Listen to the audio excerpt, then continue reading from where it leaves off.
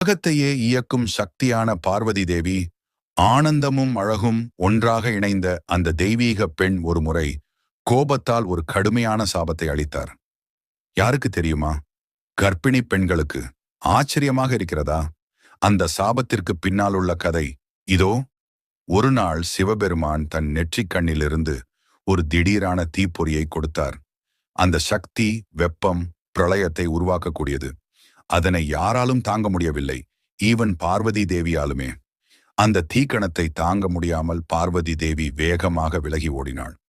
ஓடும்போது அவளின் சிலம்பில் இருந்த 9 ஒளிமணிகள் தரையில் உருண்டு விழுந்தன.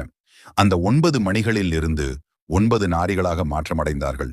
அவையெல்லாம் பார்வதி தேவியின் பிரதிபலிப்புகள். அந்த நவப்பெண்கள் சிவபெருமானை கண்டவுடன் அவனின் தெய்வீக காந்தத்தை எதிர்க்க முடியாமல் அவரை அடைய ஆசைப்பட்டார்கள். இதை அறிந்த பார்வதி தேவி கோபமடைந்தார். நீங்கள் என்